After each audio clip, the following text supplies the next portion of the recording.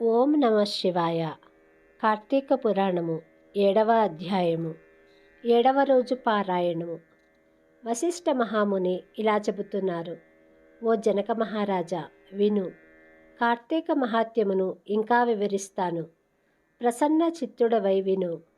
కార్తీక మాసంలో ఎవరు కమలముల చేత పద్మపత్రాయ తాక్షణుడైనటువంటి శ్రీహరిని పూజిస్తారో వారి ఇంట పద్మవాసిని అయిన లక్ష్మీదేవి నిత్యము నివాసముంటుంది.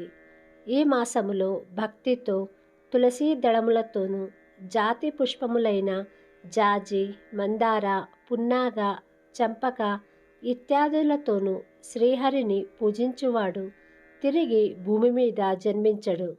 ఈ మాసమున మారేడు దళములతో సర్వవ్యాపకుడైన శ్రీహరిని పూజించినవాడు తిరిగి ఈ భూమి మీద జన్మించడు. కార్తీక మాసములో భక్తితో పండ్లను దానమిచ్చిన వాని పాపములు సూర్యోదయము కాగానే చీకటి తొలగినట్లు నశిస్తాయి. ఉసిరిక కాయలతో ఉన్న ఉసిరి చెట్టు క్రింద శ్రీహరిని పూజించు వానిని యముడు కన్నెత్తి చూసే సాహసమైన చేయజాలడు. కార్తీక మాసమున తులసీదళములతో సాలగ్రామమును పూజించువాడు ధన్యుడగును. దానిలో సందేహమే లేదు. కార్తీక మాసంలో బ్రాహ్మణులతో కూడా వనభోజనం ఆచరించు వాని మహాపాతకములన్నీ నశిస్తాయి. బ్రాహ్మణులతో కూడి ఉసిరి చెట్టు దగ్గర సాలగ్రామమును పూజించేవాడు వైకుంఠమునకు పోయి అక్కడ విష్ణుపద పొందగలడు. కార్తీక మాసంలో భక్తితో శ్రీహరి ఆలయంలో మామిడి ఆకులతో తోరణము కట్టిన వానికి మోక్షము దొరుకుతుంది. శ్రీహరికి అరటి స్తంభములతో కానీ పువ్వులతో కానీ మండపాన్ని నిర్మించి పూజించిన వానికి వైకుంఠములో చిరకాల వాసం కలుగుతుంది. ఈ కార్తీక మాసంలో ఒక్కసారైనా హరి ముందు సాష్టాంగ ప్రమాణము చేసిన వారు పాపముక్తులై అశ్వమేధయాగ ఫలాన్ని పొందగలరు. హరి ఎదుట జపము, హోమము, దేవతార్చనము చేయడం వల్ల పితృగణములతో సహా వైకుంఠానికి వెళ్ళగలరు.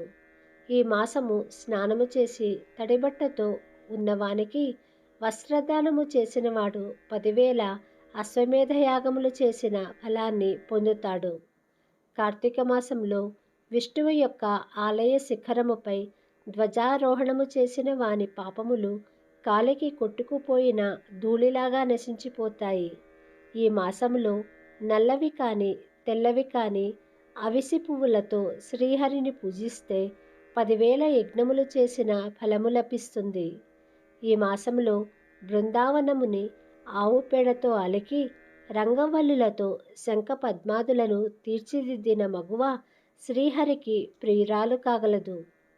కార్తీక మాసమున విష్ణు భగవానుని ఎదుట నందాదీపము అర్పించిన ఫలాన్ని వర్ణించడం బ్రహ్మకు కూడా శక్యము కాదు.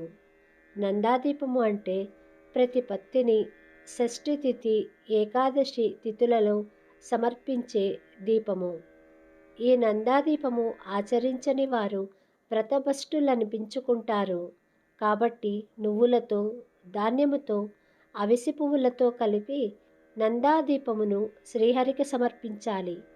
కార్తీక మాసంలో శివునికి జిల్లేడు పుష్పులతో అర్చన జరిపిన వాడు చిరకాలము జీవించి చివరకు మోక్షమును పొందగలడు. కార్తీక మందు విష్ణాలయములోని మండపమును భక్తితో అలంకరించేవారు హరిమందర స్థాయిని పొందగలరు.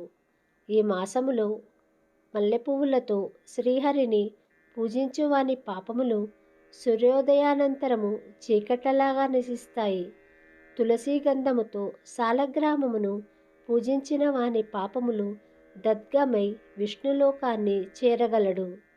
హరి సన్నిధిలో స్త్రీ గాని పురుషుడు గాని నాట్యము చేసినట్లయితే పూర్వజన్మ సంచితమైన పాతకములు కూడా నశిస్తాయి. ఈ మాసంలో భక్తితో అన్నదానము ఆచరించువాని పాపములు గాలికి కొట్టుకుపోయిన మబ్బులలాగా తేలిపోతాయి. కార్తీక మాసంలో తిలాదానము, మహానది స్నానము, బ్రహ్మపత్ర భోజనము, అన్నదానము అనే 4 ధర్మములు ఆచరించాలి.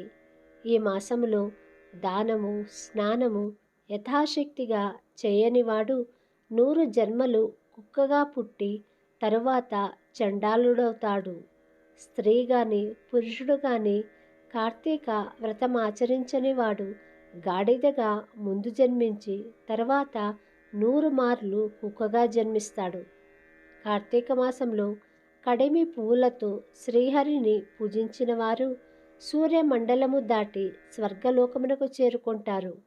మొగలి పువ్వులతో పూజించిన వాడు 7 జన్మలు వేదాంగ పారంగతుడైన బ్రాహ్మణుడై జన్మిస్తాడు. ఈ మాసంలో పద్మములతో శ్రీహరిని పూజించిన వారు సూర్యమండలమందు చిరకాలవాసి కాగలడు. అవిసె పువ్వుల మాలను ధరించి శ్రీహరిని అవిసె పువ్వుల మాలికలతో పూజించేవాడు స్వర్గాధిపత్యాన్ని పొందగలడు. స్త్రీలు మాలల చేత కానీ తులసీ దళాల చేత కానీ ఈ మాసమందులో హరిని పూజించినట్లయితే పాప విముక్తులై వైకుంఠమును పొందుతారు. ఈ మాసంలో ఆదివారం స్నానము చేసినట్లయితే మాసమంతా స్నానమాచరించిన పుణ్యము కలుగుతుంది. ఈ మాసంలో శుక్ల ప్రతిపత్తి నాడు, పూర్ణమి నాడు, అమావాస్య నాడు ప్రాతః స్నానమాచరించిన అశక్తులు పూర్ణఫలము పొందగలరు. అందుకు కూడా శక్తి లేనివారు కార్తీక మాసంలో నెల రోజులు కార్తీక మహాత్మ్యము వింటే స్నానఫలము కలిగి పాపములు నశిస్తాయి. ఈ మాసంలో ఇతరులు సమర్పించిన దీపమును చూసి ఆనందము పొందేవారి పాపములు కూడా ఏ సందేహము లేకుండా నశించిపోతాయి. ఇతరులకు హరిపూజకై త్రికరణ శుద్ధిగా సహాయము చేయువాడు స్వర్గమును పొందుతాడు. ఈ మాసములో భక్తితో గంధ పుష్ప ధూప దీపాదుల చేత హరిని పూజించినవాడు వైకుంఠాన్ని చేరుకుంటాడు. స్కాంద పురాణాంతర్గత వశిష్ఠ ప్రోక్త కార్తీక మహాత్మ్యమందలి 7వ అధ్యాయము 7వ రోజు పారాయణము సమాప్తము. శంభో శంకర. ఓం శాంతి శాంతి శాంతి.